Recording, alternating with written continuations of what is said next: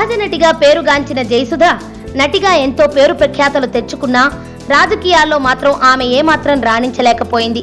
గత కొంతకాలంగా రాజకీయాలకు దూరంగా ఉన్న జయసుధ ఈ మధ్యనే టీడీపీ తీర్థం పుచ్చుకున్న విషయం తెలిసిందే.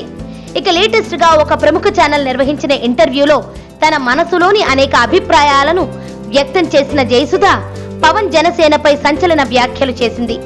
ఫ్యూచర్ లో జనసేనలో జాయిన్ అవుతారా అన్న ప్రశ్నకు తనదైన శైలిలో రిప్లై ఇస్తూ జయసుధ జనసేన పార్టీ అనే కంటే పవన్ పార్టీ అంటేనే తనకు బాగా తెలుస్తుంది అంటూ ఆసక్తికర వ్యాఖ్యలు చేసినట్లుగా వార్తలు వస్తున్నాయి.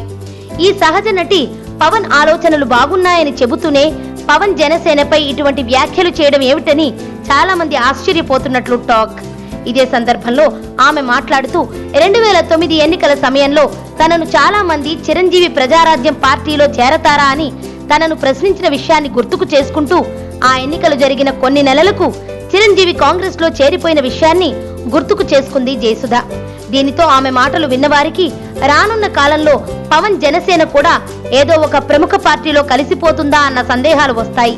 ఇదిలా ఉండగా ఉత్తరాది రాజకీయాలు, దక్షిణాదిపై వివక్ష అంటూ కొత్త నినాదాన్ని ఎత్తుకున్న పవన్ మొత్తం దక్షిణాదిని కేంద్రం చిన్నచూపు చూస్తోందంటూ అందుకున్న బాణి వెనుక పెద్ద ఎత్తుగడ ఉంది అంటున్నారు. ఒక గట్టి నినాదంతో ముందుకు నడవకపోతే జనసేన మనుగడ కష్టమని గ్రహించిన పవన్ ఈ దక్షిణాది వివక్ష అనే విషయాన్ని హైలైట్ చేస్తూ రాబోతున్న మార్చిలో విశాఖపట్నంలో ఒక నిరసన ప్రదర్శన నిర్వహించడానికి రంగం సిద్ధం చేసుకుంటున్నాడు. ఈ విషయం నేషనల్ మీడియాని కూడా బాగా ఆకర్షించే సత్తాను కలిగి ఉన్న నేపథ్యంలో పవన్ జాతీయ మీడియాను ఆకర్షించే ఎత్తుగడలు చాలా వ్యూహాత్మకంగా వేస్తున్నాడనుకోవాలి.